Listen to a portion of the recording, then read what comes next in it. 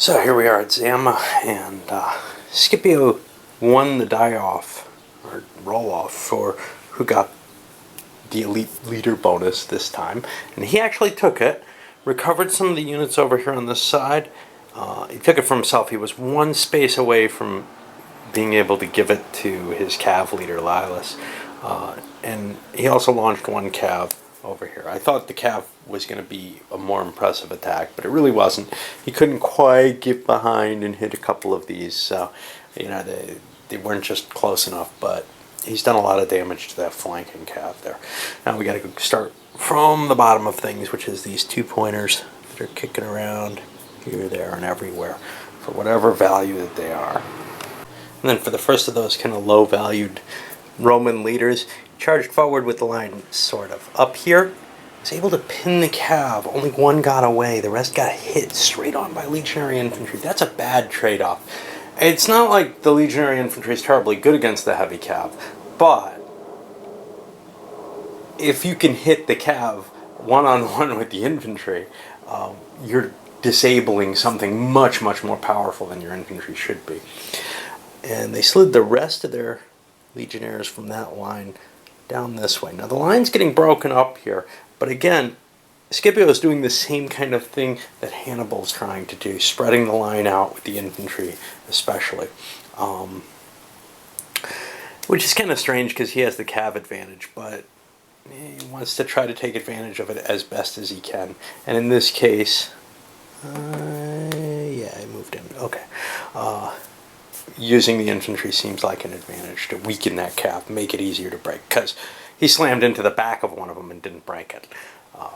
The sacred band is pretty potent, actually. Alright, well, we got more of these low-valued Roman leaders.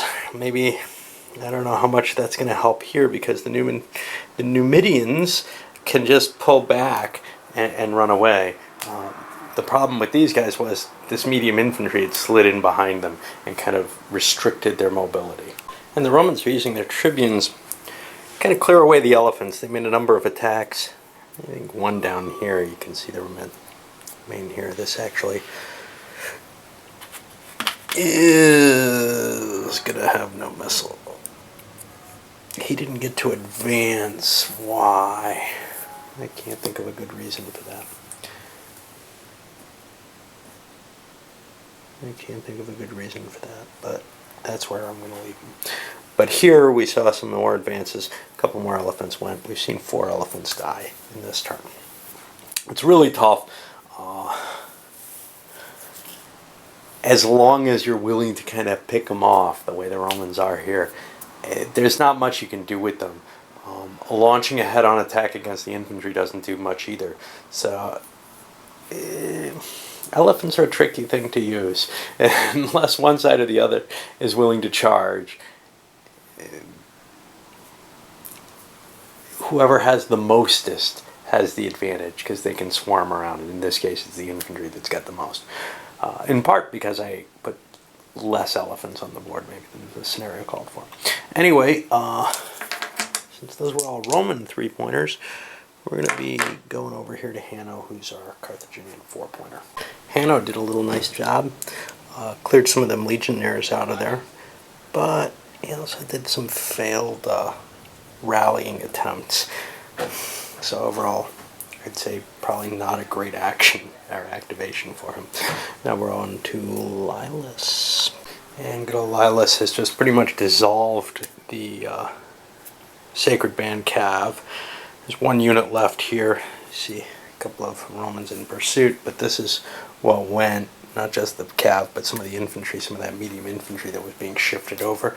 Just cut away. Just very, very easy for cav to do this in the game. Anyway, it doesn't look like Carthage has much of a chance at this point. Point-wise, what are we looking at? 21, 33, 38. 46 points already that they've accumulated. Yeah, they're not, anywhere near, the battle's nowhere near over. It's a big battle.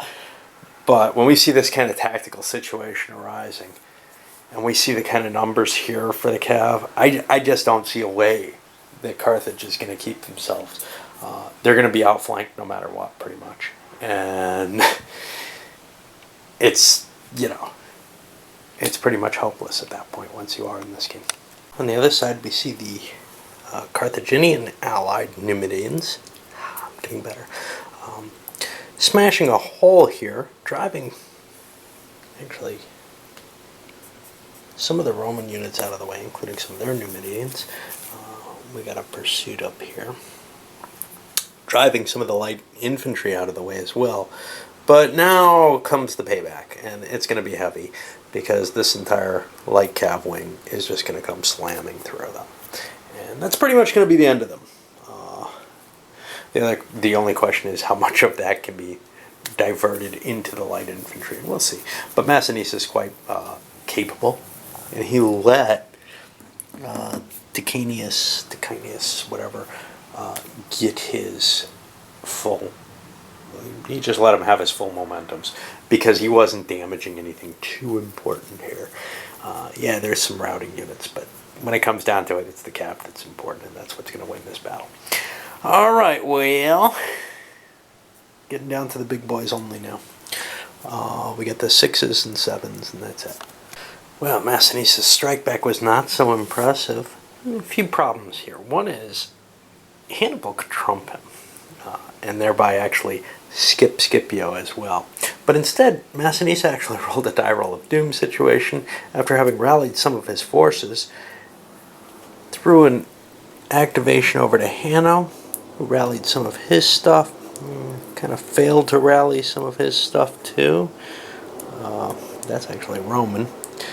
But then he drove forward and moved an elephant towards the cav and kind of is disrupting the Roman victory over here a little bit. There's not much that he can do, but is kind of throwing some wrench into it. Alright, well, I think that throws us over to Scipio, and I would expect Hannibal to trump in if Scipio gets a momentum. Scipio can only have one momentum anyway, though. Well, Scipio mainly spent his time rallying, and he actually failed to get momentum. Die roll of doom again, and again, Hanno was the recipient. And he's kind of pushing back and doing a decent amount of damage here. We see an elephant chasing some of the cav down, some heavy infantry thrown after it. He's knocked out a few units. Still obvious. The Carthaginians are doing much, much more poorly. But that puts it into Hannibal's hands, and we'll see how he can handle. Remember, he can command 2 lines at once, which allows him to maybe do a little more than most leaders will. Okay, so what happened? Well, one thing that happened was I found that I forgot that I had Hasdrubal Gizgo here. So I let him do a little something with the slingers and move him up and make some shots, even though he was a little out of time there. He didn't get an action last turn either, not that it really makes much difference with where he is, but he's probably going to want to put himself into a position. Let's see here. He had the action to move there, where he can command these lines if need be. Hannibal himself launched a couple of elephants up here. A couple of attacks here and there, but mainly rallying stuff and getting his line back in order. He ran all the way down here to rally this, which may or may not be useful, but you know, he's trying to ease out what he can there. For the most part, there isn't a lot routing away. Everybody's, with 2 good commanders, the armies kind of are a lot sturdier. We got 1 Roman unit flying back here, but that's about it. Point-wise, though, this is a lot uglier. Let's see what we've got here. So let's start with the Romans, who have 12, 22, 27, 35. That's all they've taken. But now let's take a look at our buddies here. 16, 30, 37, 49, 54, and 8 makes 62 more. So we're up to 71. And we're getting close to that halfway mark. Now, you know, there's still a lot of battle going on. But it definitely looks like it's swinging in the Romans' direction. It's just, yeah, it's not absolutely clear here. All right, on to another turn. I would be surprised if the Carthaginians pull this one off, but we'll see. Well, the Romans won the coin toss for who gets the elite leader again this turn, and Scipio passed it off to Lilas, who mainly rallied his cav, but sent one out, smacked the heavy infantry that dared to attack. Alright, well, on to the little guys. And the Romans have been concentrating on trying to get rid of elephants, pushing forward here, light infantry attacking, etc. Up here we had a major line attack, cleared out the elephants back here, and then drove down, hit some of the medium infantry and skirmishers even. They only got rid of 2 of the elephants, but the idea here is once the legion can start hitting these medium infantry, they're just going to melt, and then it really comes down to one last line, which may not even be able to get into the game. By the time those front lines melt, it may be enough to just break the entire Carthaginian army, which is one reason you don't want your good stuff in the back that way. Alright, we're on to 3s, and I think those are still all Roman. Okay, well, the Tribune back here just basically rallied stuff, and maybe did a little bit of ordering to his line, but over here, he led forward this advance, and managed to clean out 1 Numidian. We're down to 1 left. Once that goes, there's still another one off map. But there isn't a lot on the cav on that side for the Carthaginians, and they've barely engaged cav to cav there. So that's kind of a painful situation. We're on to the 4s. Hanno actually got a pretty good attack launched off. He first took a round rallying some of his forces that he's planning on using, got a momentum. Massinissa failed to trump in, thereby depriving him of his action next time. Slowing, the Roman cav advantage here should be tremendous. They should be crushing through here. Well, no, Massinissa's just kind of hanging out and saying, we won already. No need to commit my troops.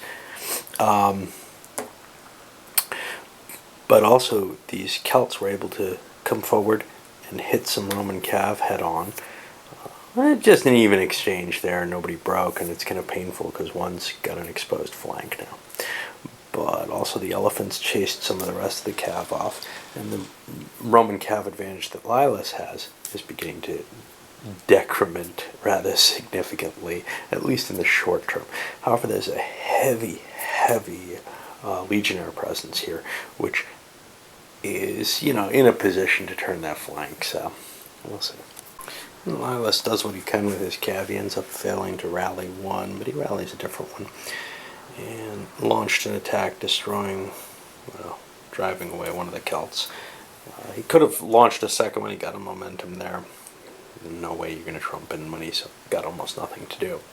So, but instead he just rallied forces. So that's about it for tonight for me. I'll be back probably a little bit early tomorrow morning. Maybe finish the turn up. Well, that was a quick end to the turn. We could barely start off. Who is this? Tychius.